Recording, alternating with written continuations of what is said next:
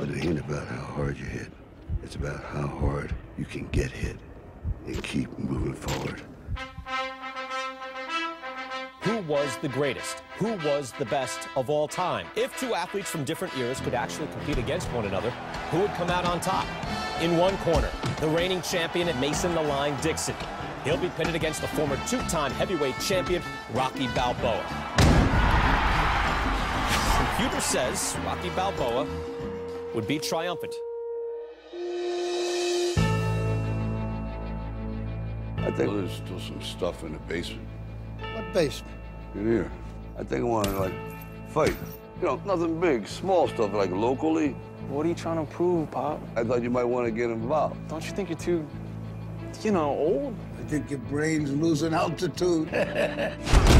You heard Rocky Balboa applied for a license. You want me to fight a guy that I can beat with both hands tied behind my back. That computer fight got a lot of people curious. Yeah, but I ain't interested in getting, like, mangled and embarrassed.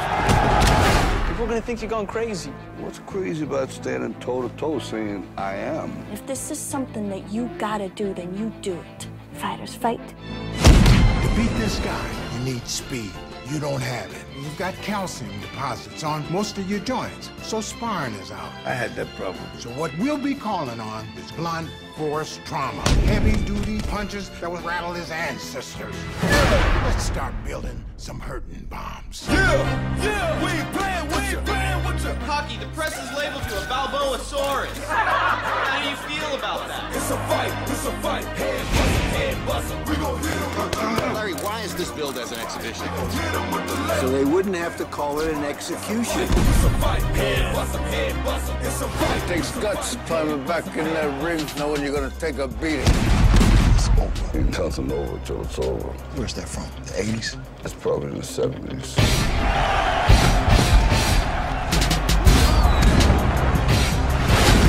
Rocky Balboa. Can you do it? Tonight, we are going to witness the most anticipated match in the history of professional wrestling for the heavyweight championship of the world. Are you ready? Wrestling fans, are you ready? For the thousands in attendance and the millions watching around the world, from the capital city of the United States of America, Washington, D.C., ladies and gentlemen, let's get ready to rumble!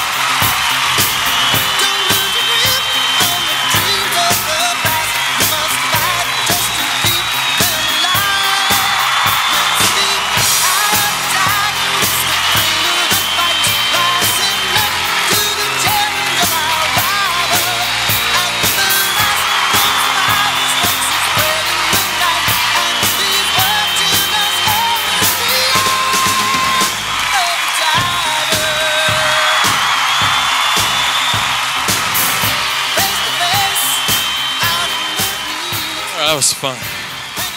Boxing is pretty much the dumbest sport in the world. Anybody agree with me on that one?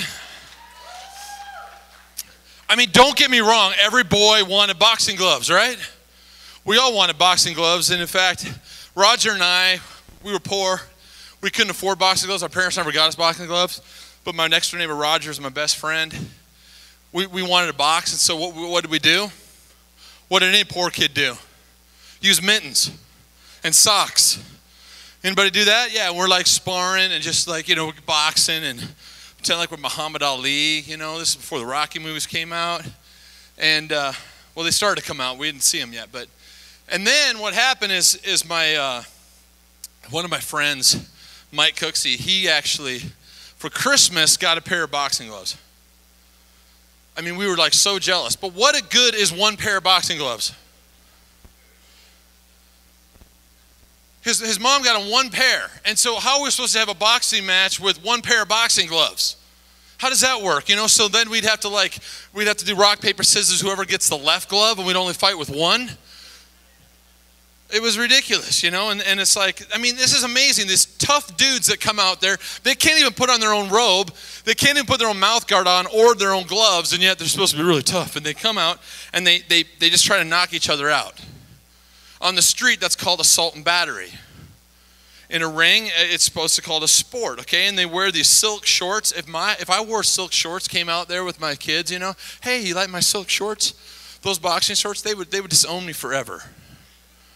They would, all right? Now, there's only 2 rules. The one thing I do like about, because there's so much brain damage involved in boxing, that the boxers can't really understand the rules. And so there's really only 2 rules. And what's that? The first one is fight fair and don't hit below the belt. So the guy's like, oh, yeah, okay. You know, I can kind of get that. What if we only had 2 rules in life? That'd be kind of nice. Fight fair, no hitting below the belt, okay? So the reality is life is like a match, a boxing match. It is. If you think about it, the life that we live is kind of like being in the ring, right? How many of you guys have ever been in the ring of life? And you don't really want to be in the ring of life, but you're in this ring of life and the blows are starting to come at you, right? And all of a sudden you find yourself in a whirlwind swirling about, you know, and you're in this whirlwind of life and these blows keep coming at you. And then there's these ropes and you find yourself pressed against the ropes. Sometimes life is rolling and things are going good, and other times you find yourself pinned against the ropes and life is just giving you blow after blow after blow. Have you ever been there? Yeah. And there doesn't seem to be any breath off the ropes, and you're out of breath, you're losing it. And we're going to talk about being on the ropes tonight.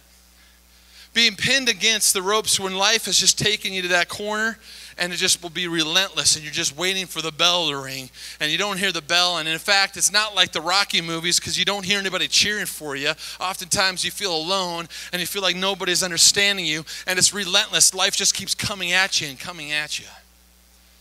And that's what happens. So a lot of times we're going to be talking about this. We're doing a series called Second Chance Faith. We're looking at different characters in the Bible that had second chances. The Bible is really a love letter, and it's all about the second chance. How God redeemed us. Do you realize that this journey that started in Genesis, this journey that we're still a part of, it was an awesome God who created all things. And the humans, us humans, that he created in the image of himself, disobeyed and turned away from him and was cast out of paradise. And do you realize this whole love story is for us to return back to paradise, to get a second chance? And so we're looking at different characters in that, and we're looking at the elephants in the church, the things that nobody wants to talk about, the things that people are struggling with and dealing with. And it's looking at we looked at the thief on the cross. It started by owning your own trash. We looked at the thief on the cross. We looked at the lost sheep, the risk of being found. Remember the lost sheep and the lost coin. And then we looked at 3 perspectives last week in the essence of second chance faith. And tonight we're looking at being on the ropes, but not being counted out. All right? Because life is going to deal you blows. And the enemy is going to come hard at you. And one of the things that's an epidemic in the church is discouragement. You know, we could say list all the different sins and all this kind of things, but I'm telling you what, it's discouragement that is the cancer in the church. And in Christians that are being discouraged and losing hope. And we're going to be doing this in a 2-part series. Tonight we're going to be looking at a couple elements of this, but then next week we're going to be talking about something pretty serious. Okay, something that's not really talked about a lot in the church, but I want you to come because it affects all of us, okay? And so tonight, we're going to be looking at King David. Has anybody heard of King David? 3 people have heard of King David? We got a problem.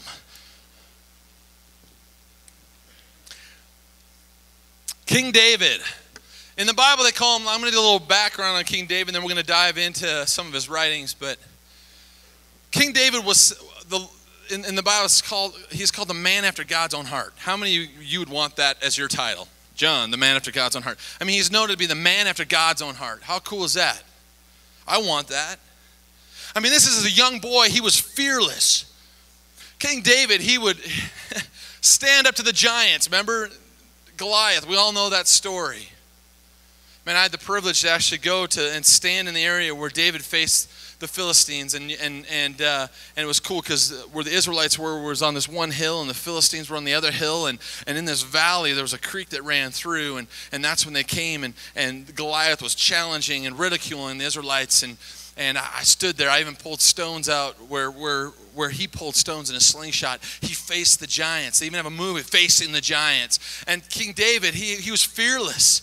In fact, he would take on bears and beasts and lions, whatever it was. He would protect his sheep. This guy was an amazing born leader. Everything came easy for King David. Everything. You know, there are some difficult times in his life, but he even got to hang out with royalty. I mean, even playing the harp was easy for him. How many harp players do we have out there? Exactly my point. It's a hard instrument. And it doesn't have a whammy bar on it, so I didn't decide to play it. It's hard to play rock music with a harp. That was supposed to be a joke, but little distorted harp. No, that doesn't work. It'd be kind of cool, though. Maybe we could make a distort, Corbs. That's a project for you and I.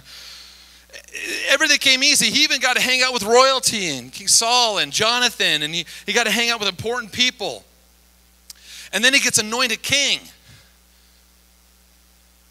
And his lineage, the Messiah was going to come from his lineage. I mean, that's a pretty cool pedigree. I mean, that's amazing.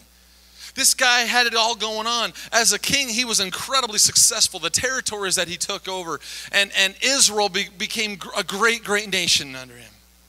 And in fact, Jerusalem, the old Jerusalem started building. He was up on top of the hill where the Temple Mount was, his palace was, and down in this valley, he started to create a superpower of the time.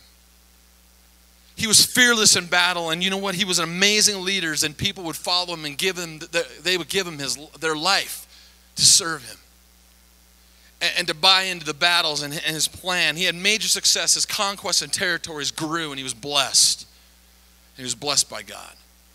This guy was not only a warrior, but he had it all going on. I mean, he could write poetry, he could write, he could sing, he could dance, he could fight, he could lead the country. He had it all going on. I mean, he was like the Brad Pitt of the time. You know what I'm saying? Or Justin Bieber. Sorry, maybe make that. Ooh, that was not good. But David had his faults. We've all known about David's faults, but the thing is, he had some amazing qualities, but he also had some faults. In fact, he was a creeper, as the kids say now. He's a creeper. He's hanging out one day up on top of his palace while his army's out fighting, and he's watching women bathe. And one in particularly, and he falls in love with this woman, and in fact, he brings her in, and he gets her pregnant. And she's a married woman. And she's with child, and so he kind of freaks out, and this is not good because her husband happens to be one of his generals in the army, and so he knows who he is, obviously, and so he kind of sets up this thing, and he covers it up by having him go to the front lines and basically get murdered. He had him go up to the front, and he told everybody, once he goes to the front, everybody retreat and just leave him all alone. And so her husband was murdered to cover up this whole thing, and so David took her as a wife. So he marries her, and to punish him, the son that the child that she was with, David's child, actually dies. And so they're both pretty distraught, and you know what? He's a lousy husband. In 2 Samuel chapter 12, verses 24, he says, because she was dealing with the loss, chapter 12, verses 24 of 2 Samuel tells this story that to comfort her, David goes and comforts her and gets her pregnant again. Well, that's a real sensitive guy. And she gets pregnant again.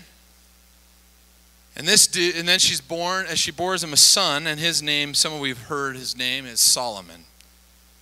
So out of this whole crazy mess, King Solomon, who was one of the wisest men that ever lived, and under Solomon, the riches and the wealth of this nation went exponentially. And in the midst of all his sin and all his faults, he still remains king. God has to deal with some things, but David's a creeper, an adulterer, a murderer, and a man after God's own heart. He's got a lot of labels, doesn't he? Does David need second chance faith? Big time. He's kind of like the Charlie Sheen of the Bible. He's out of control on so many levels, but people love him. And in fact, people are still loving. There's something crazy that happened because the church is not noted to forgive and forget different things, especially people that have failed miserably. That we have a hard time looking past those labels. But it's amazing today that we've kind of forgotten his faults. Because most services, and in fact, some of these songs that we sang here tonight, do you know those were direct quotes from the pen of David? Majority of churches, Christian churches around the country, every Sunday you will hear them quoting stuff from David. How many people, when they've been on the ropes, have gone to David's writings like the Psalms for encouragement, looking through the Psalms to read for some kind of nugget to get them through? Have you ever done that? I've done that. We sort of look past all that because we see the things that he was. We could see that he's a man after God's own heart, which is good. It doesn't always happen that way. I can't tell you how many funerals that I've done where I have to go to David's writings for encouragement to help people through the grief process, because he's pretty realistic about life and being on the ropes and how he got off the ropes. He's an amazing guy.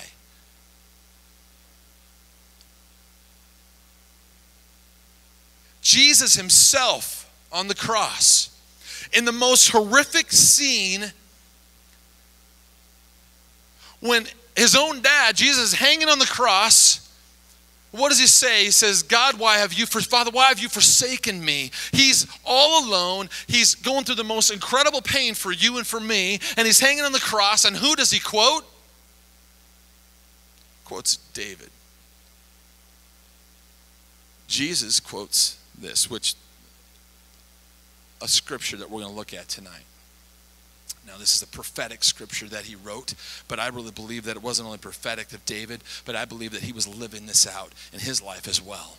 And Jesus, there's going to be some familiar words. And you realize what he said on the cross goes back to this psalm that David penned. Let's read this together. Because I believe that if David lived now, if he had the reputation that he did back then, he probably wouldn't get invited to too many of our churches. But let's read. He says this in Psalm chapter 22, verses 1 through 18. We're going to read this. And hopefully some of this sounds familiar to you. David pens, my God, why have you forsaken me? Why are you so far from saving me, so far from my cries of anguish? My God, I cry out by day, but you do not answer. By night, but I find no rest. Yet you are enthroned as a holy one. You are the one Israel praises. And you, our ancestors, put their trust. They trusted you, and you delivered them.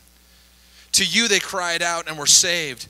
In you they trusted and were not put to shame. But I am a worm and not a man, scorned by everyone, despised by the people. All who see me mock me. They hurl insults, shaking their heads. He trusted the Lord, they said. Let the Lord rescue him. Let him deliver him, since he delights in him. Yet you brought me out of the womb. You made me trust in you, even at my mother's breast. From birth I was cast on you. From my mother's womb you have been my God. Verse 11. But do not be far from me. For trouble is near and there is no one to help. Many bulls surround me. Many strong bulls of Bashan encircle me, from the Erbele farms. Roaring lions. Oh, I'm sorry. I just added that one there. Have you seen those bulls? They scare me. Anyways, verse 13. Roaring lions that tear their prey open, their mouths wide against me. I am poured out like water, and all my bones are out of joint. My heart has turned to wax. It has melted within me. My mouth is dry like that of a potsherd, and my tongue sticks to the roof of my mouth. You lay me in dust of death. Dogs surround me, and packs of villains encircle me. They pierce my hands and my feet. All my bones are on display. People stare and gloat over me. They divide my clothes among them and cast lots for my garments. Sounds a lot like the Gospels, doesn't it?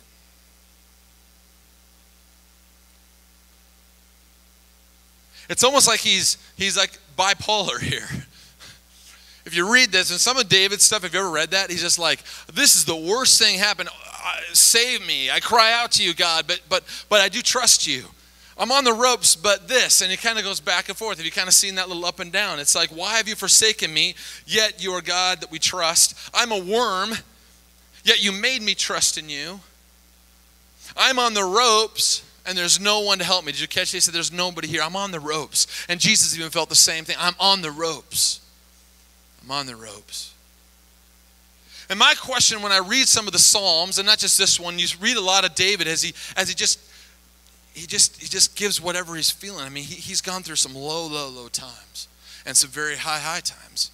He's rode this roller coaster ride, and yet when I read some of his stuff, I have to think back into the stories when he was a boy, and I have to ask, what happened? What happened to the fearless David? What happened to the David that faced Goliath? Because this stuff doesn't sound like him. I mean, what happened to him? I mean, he faced lions and bulls. Now he's afraid of them in this writing. Did you see that? He's afraid. He's fearful. And when he was younger, nothing would scare him. What happened? I see David, a boy, just full of zeal for the Lord. Nothing can beat him down.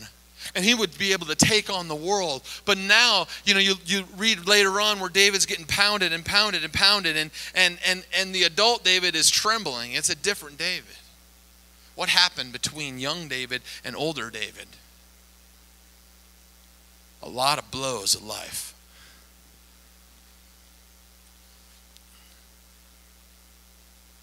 Soccer poppers. Anybody have any soccer poppers in their life? Here's the thing.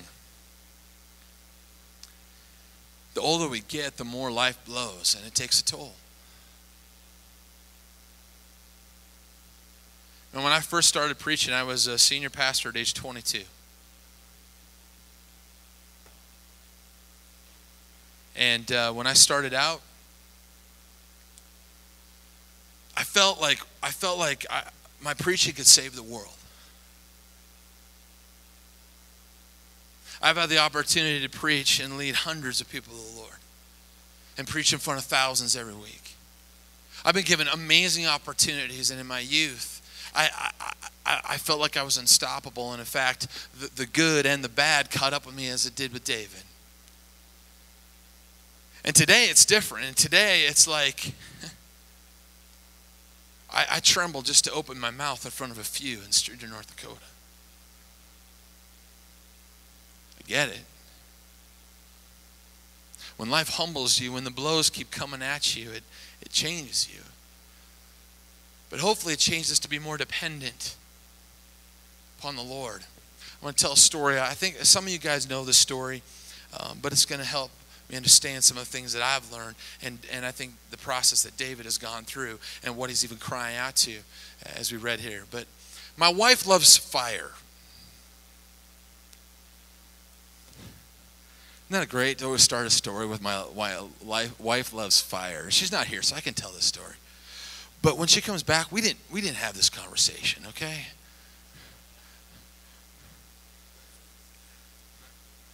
My wife, she loves camping, okay? She's a Minnesota gal. She never was outside until we moved to Montana, and she was an indoor person. And she discovered this thing called camping and discovered that you can make fire and you could roast stuff and cook stuff and warm yourself. And she's like, oh, what? It's not out of a furnace. It's actually flames. And yes, this is cool. So she loved that. And so it was kind of the I don't know, this instinctual thing that came out of her, but it was like her job to start the fires wherever we were at. I mean, there were sometimes people come over and if they tried to start a fire before her at the campsite, it was going to get ugly. our whole family recognized that nobody starts a fire without my wife. She's the fire starter in the family, and she loves it. And she starts the bonfires at our house. That's kind of her deal. She loves it, okay? And it's kind of cool. We have a wood-burning stove, and she starts the fire. I'm like, oh, that's cool. Can you haul the wood in too? Anyways. So when we first moved here, we did some remodeling in this old home that we're fixing up, and we totally gutted the kitchen, and we pulled out, you know, I know this can be hard for some of you Germans, we pulled out old cabinets and threw them in a pile to burn. What? They're still good yet? Sorry. And so we had this huge pile of cabinets that we just piled up in the backyard. We're going to eventually burn them. And I'm thinking, like, you know, we're going to burn them one at a time here.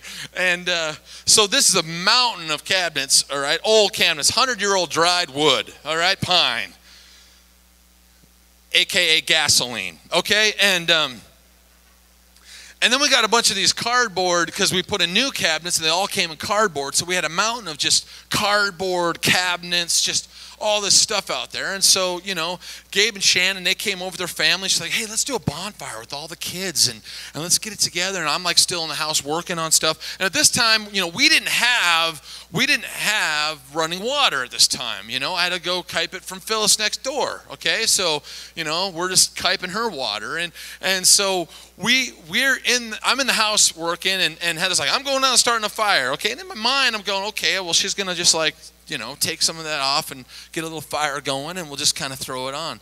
And so all I remember is I'm working, and Shannon comes back, and she goes, John, get out here. You got to see this. I'm thinking certainly she didn't light the whole thing on fire. And so I continued to work for a while until I saw this like orange glow coming through the windows, and I'm like, what in the world is going on here?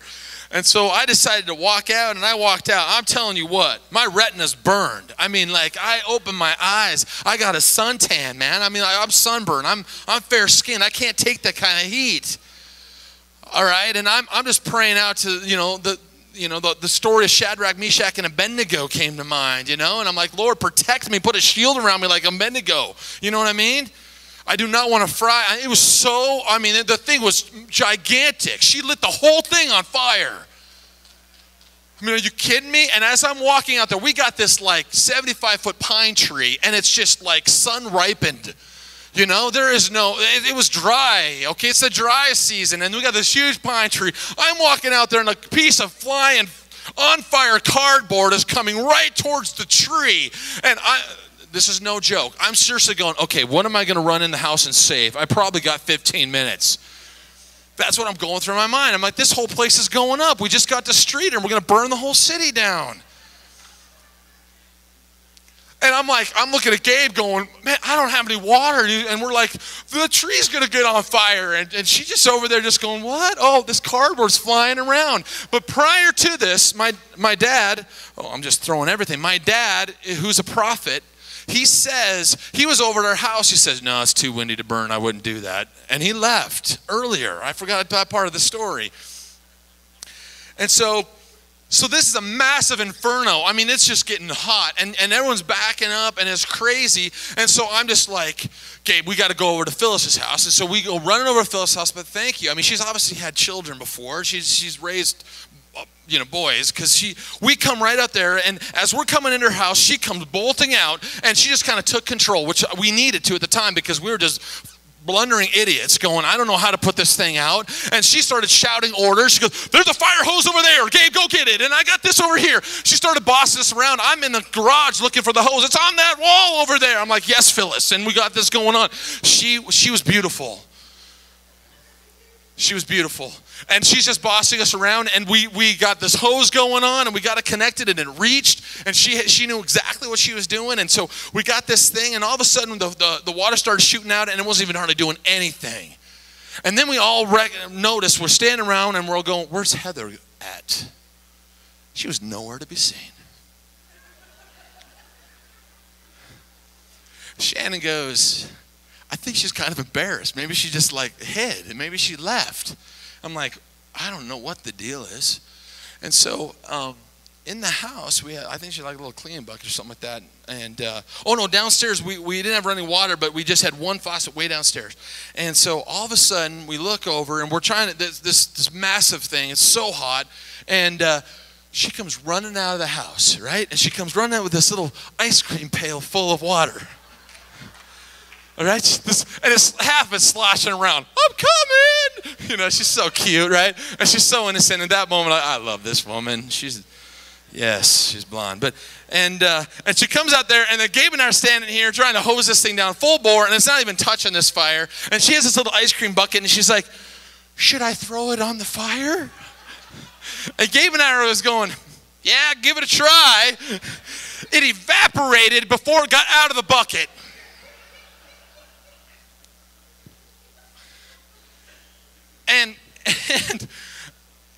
So and then she turns, she says the most precious thing in the whole entire world. She turns to us, she says, should I get another? Yeah, honey, you should get another. It was hours till we got this blaze under control. And bless her heart. Yeah, when Tim's baler caught on fire, he sent me a text because, is Heather around here?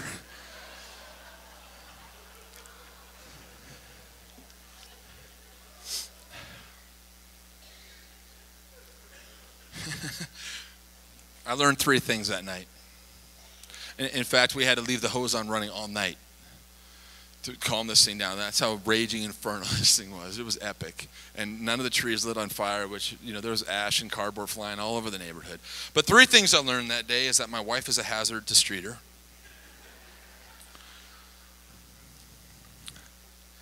I also learned that fire has an appetite. Fire has an appetite. And how many fires have we had before? And you kind of think that you're going to control it. If you've ever gotten a fire, that feeling, and it's funny now, but when that fire gets out of control, and I'm an Erbele, so I'm always worst case scenario I'm painting in my head, you know, and like the whole place is going up in flames, and you know, but it's a panic mode. And you always think that you can control the fire, but I mean, it was a serious deal. I mean, if we can laugh about it now, but if you look at it, that fire could have caused some serious damage. I mean, if that tree went up in flames right next to our house was gone. I mean, it was like that. You know, and we do have a fire department here. They haven't lost a basement yet. I'm just kidding. I'm just joking. They're great. They would have been there and put it out. I'm just joking. Lighten up, people. Come on. This is church. You guys are getting a little hostile. It's getting hot in here. But fire has an appetite. And if it's that panic thing, it's like you think you can control, and this is that happens. And you think you can handle life. And you think that you're going along, but then as you grow older or the more that you're dealing with stuff, and this is like sin in our lives, we think that we can handle it all the time.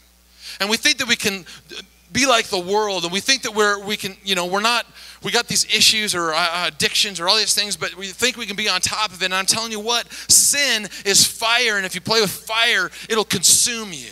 It has an appetite, and it'll keep burning. And it's that panic moment.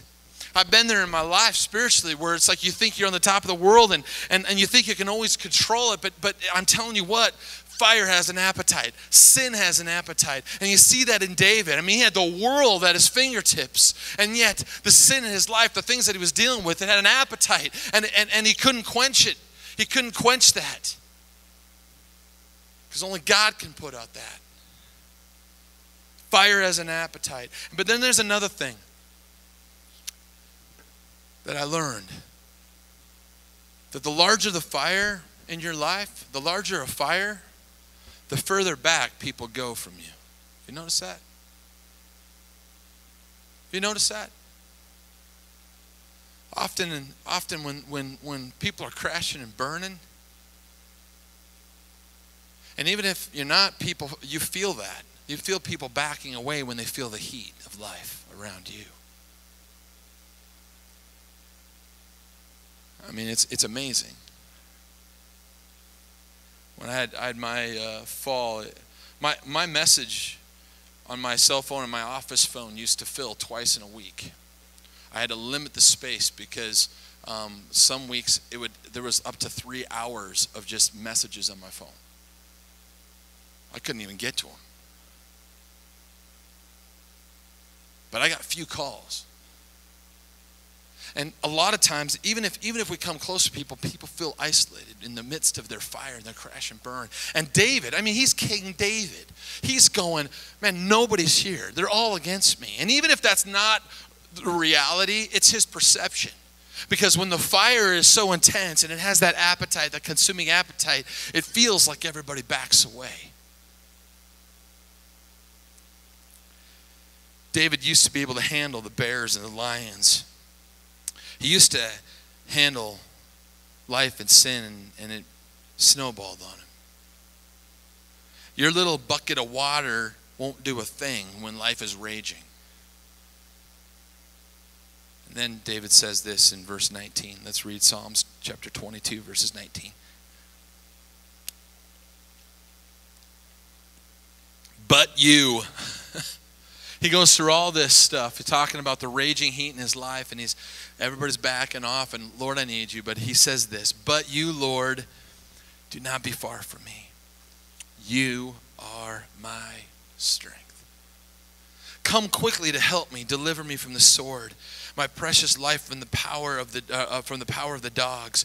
Rescue me from the mouth of the lions. Save me from the horns of the wild oxen. See, the genius of David's faith that we cling to and we sing about, that encourages us, it's not focusing on his failures and all these things, but the genius is that David realizes two important things. That when he's in this ring and getting pounded, and so often when we get pounded in life, we feel so isolated and alone, and sometimes the blows are because of our doing, and sometimes the blows of life just happen to good people. And you're not even deserving of those, but the life blows will come at you.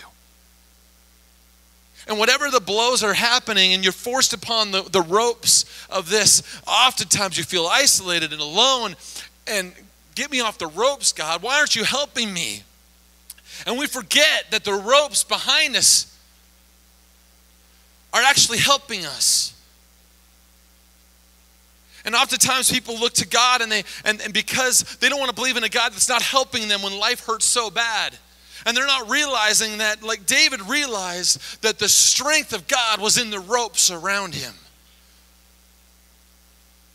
We get so focused on the blows that are coming at us that we forget the ropes behind us are actually holding us up. Just think if you didn't have any ropes. The sad part is that we're dealing with so much pain, and I think it's progressively getting worse. The amount of pain and the amount of things that our culture's having to deal with is incredible. Next week, we're going to talk about a thing that's not very pleasant, but I think it's important for all of us to hear it and to understand it and to be here because it affects us all, and that's suicide. There are many people that are on the ropes that just can't wait to get counted out on the ground, and so they'll do it themselves.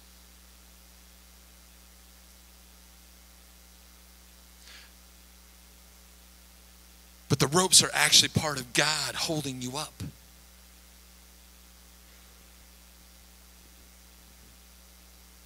Where is God? He's holding you up. And even though the ropes of life are there, and then the blows of life are coming at you,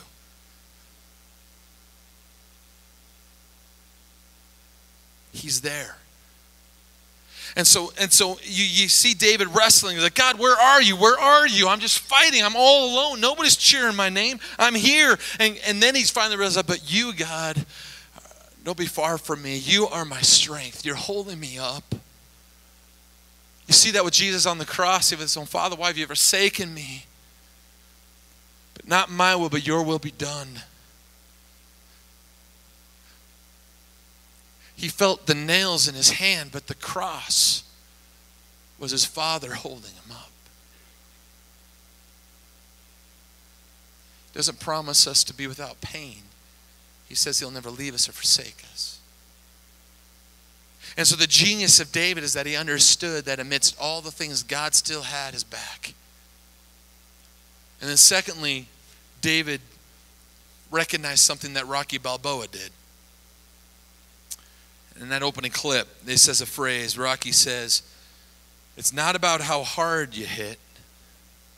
It's about how hard you can be hit. But the Lord is my strength. Man, if you're on the ropes, all of us have been there. The older we get, the harder it is to keep fighting. We got to keep fighting. I stand here trembling before you, breaking the word of God, because there are teens that are on the rope. They're on the ropes of life. There are adults that are on the ropes and they're getting pounded. There are marriages that are on the ropes, and there are churches that are on the ropes, and there's Christians that are on the ropes. They can't take it anymore.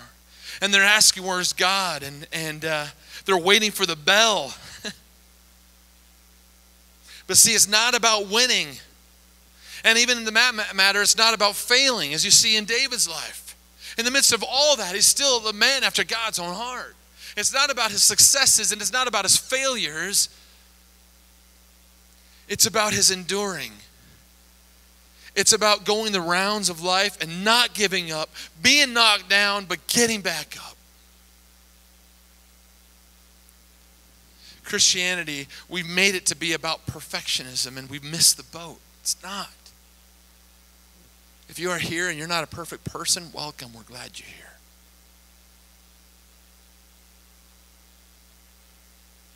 We need to help those that are on the ground. Because here's the deal, and this is sometimes hard to get. The match has already been declared a winner for Jesus. The match has already been declared a winner. Jesus has already won the match. Do you guys believe that? And so the most logical question comes to mind, and I believe that with my whole heart when he said, it is finished, it is done. Jesus nailed it to the cross. He defeated. When he rose from the grave, he won the match. He was counted out.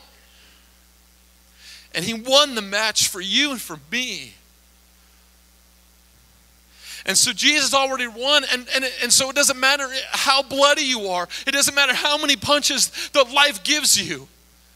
It doesn't matter, because when the bell rings, it matters whose corner you sit in. And if you're in the corner where Jesus is at, you're declared the winner. It's done. It's over. But then I ask the question, and I think maybe some of you will think, why, God, do we have to keep fighting?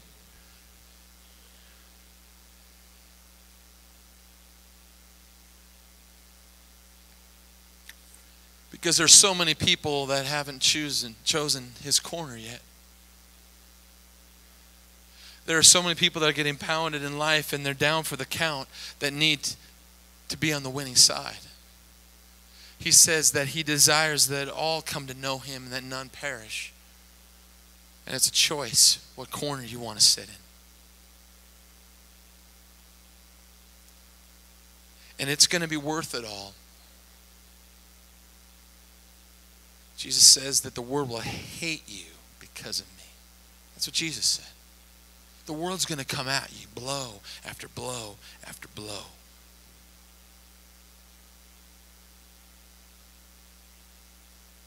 We can't give up.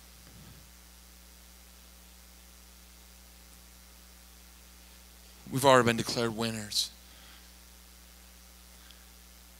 We're just waiting for the bell, and I know it's hard for some of you guys. You're on the ropes, and you just want the bell to end, and it's not ending yet. And he doesn't want you to end it early. He wants you to hang on. He's got ropes holding you up, and keep taking the hits. I guarantee you, Jesus Christ took more hits than you'll ever take. And you stand and you endure, because the end is coming when we will stand, and the referee here, and we will stand at the judgment seat of Christ, and we'll be declared winners with Jesus Christ. Amen? And he says it'll be worth it all. It'll be worth it all.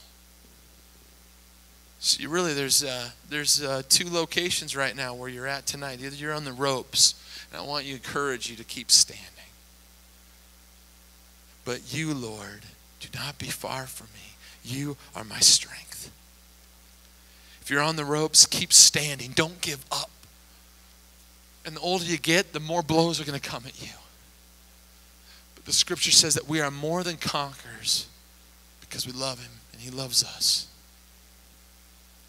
And if you're not in the ropes, then you're in the corner. You might be in the corner. Maybe life's going good. You have those times when you're in the corner and you're not out there getting pounded. And thank goodness we have those times. And we're in the corner. You might be bloody. You can't see through one eye. And you're like, but there's a coach behind you and he's helping you because he's going to get you. Because it's not if life's going to give you more blows. It's just when. And so you listen to the coach in the corner. If you're in a good spot, this is the time when you come close to the coach. You're in the corner and he's wanting to give you more help when you're in the ring.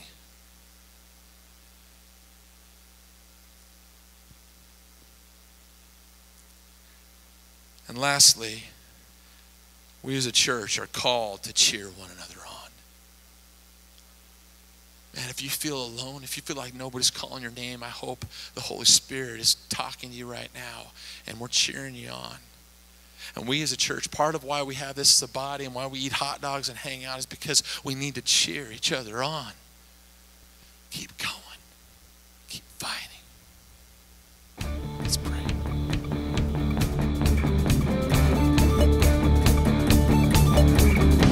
For a piece of sound doctrine, but forget the canon. Jesus showed the rain.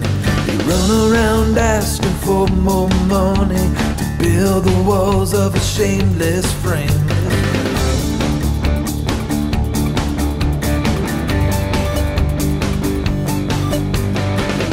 Do we open arms to the fallen or go out of our way for a widow's cry? Do we bundle up the wounded or hold the hand of a sinner tight? Everybody talks about convictions, none of the life that Jesus did.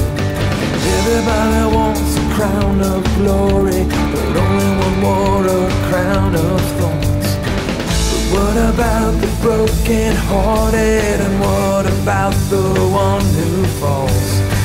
Shouldn't fruit be born for the sinner, preparing a feast for the prodigals? We are. Second chance faith is what we live for.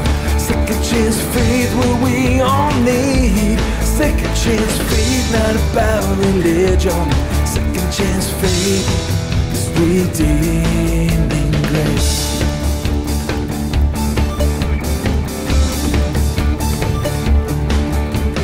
How many times should we forgive our brothers? How many days should we live at peace? How many cheeks do we turn to the bitter? How many live in deep disgrace? What about a holy people, and how do we live above reproach? Jesus is the only counter, the second chance grace He gives us all. So turn back now and run to the Father. Don't live in shame any longer. Freedom comes, all is forgiven. A broken heart is where we can live in. So how many people are lonely and broken, all the while keeping up the front? Where do they go without losing the battle? And who do they trust to lift them out? What if we exposed all the garbage? Who will be worthy to lead the cause? No man can stand in His holy presence without the blood of a crucified Son. Second chance faith is what we live for. Second chance faith, what we all need. Second chance faith, not about religion. Second chance faith is redeeming grace.